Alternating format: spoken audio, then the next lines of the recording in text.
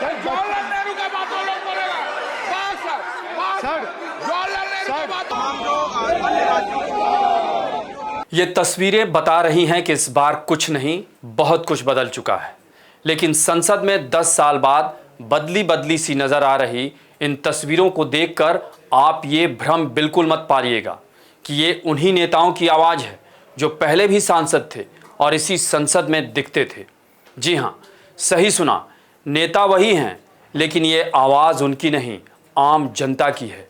उसी आम जनता की ताकत है जिसने इस बार विपक्ष को इतनी संख्या दे दी कि वो सत्ता पक्ष की आंख में आंख डालकर बोलने लायक हो गया। नहीं तो 10 सालों तक इसी संसद में इन नेताओं को दुनिया ने देखा कि ये क्या करते रहे। और हाँ, ये भी भ्रम मत पालिएगा कि संसद के अंदर आज आवाज़ उठाने वाले ये नेता अचानक बदल गए हों और इन पर जो दाग हैं वो भी धुल गए हों। ऐसा हरगिज़ नहीं है।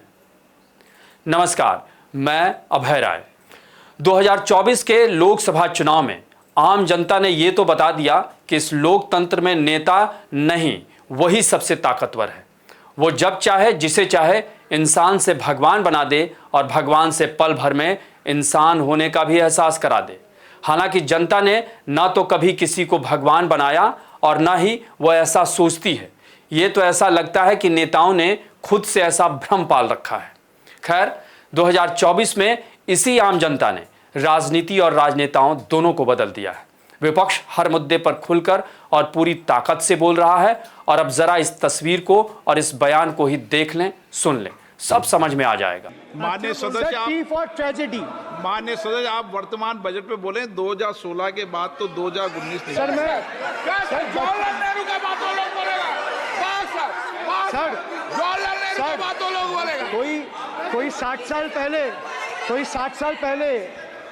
साल पहले जवाहरलाल नेहरू का बात करेगा, दूसरे नेताओं का बात करेगा, तब आप कुछ नहीं बोलेंगे। तो सुना आपने, ये टीएमसी सांसद अभिषेक बनर्जी हैं। संसद में लोकसभा अध्यक्ष ओम बिरला से भिड़ गए और उन्होंने जो कहा वो संसद में बदले सियासी नज़ारे का सबसे बड़ा सबूत है। वैसे अभिषेक बनर्जी का इससे भी बड़ा परिचय है कि वो पश्चिम बंगाल की मुख्यमंत्री ममता बनर्जी के भतीजे हैं और अब पश्चिम बंगाल की राजनीति के वो एक मजबूत धुरी भी। लेकिन यहाँ गौर कीजिएगा कि इससे पहले भी वो सांसद थे।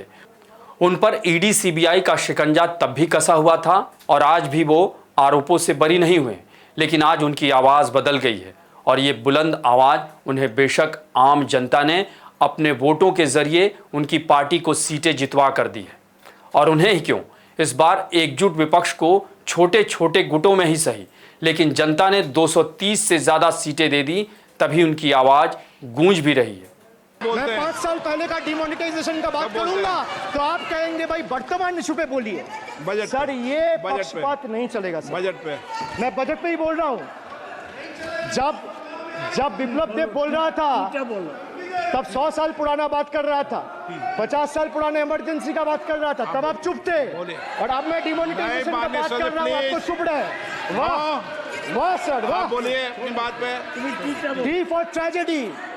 इधर सत्ता पक्ष, खासकर भाजपा, जिसे इस बार जनता ने 240 सीटों पर ही सिमटा दिया, यानी उसे 272 के जादुई आंकड़ों से 32 सीटें कम मिली, तो ये भी आम जनता का ही आशीर्वाद समझिए। नहीं तो दावा तो 400 सीटों का था। वैसे सरकार तो पहले भी एनडीए की ही थी और आज भी एनडीए की ही है, लेकिन सरकार भी और नेता भी दोनों बदले बदले से नजर आ रहे हैं। नेता छोटा हो या बड़ा, सबकी बॉडी लैंग्वेज दुनिया को नजर आ रही है, समझ में आ रही है।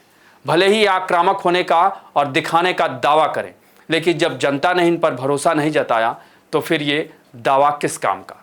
बहरहाल, इस बार के चुनाव नतीजों से सत्ता पक्ष अगर समझना चाहे और माने तो जनता ने उनका भ्रम दूर कर दिया है कि हम ही से आप हो।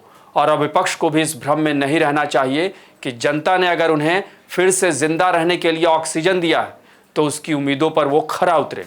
नहीं तो ये जनता है 5 साल में किसी की भी उतार देती है।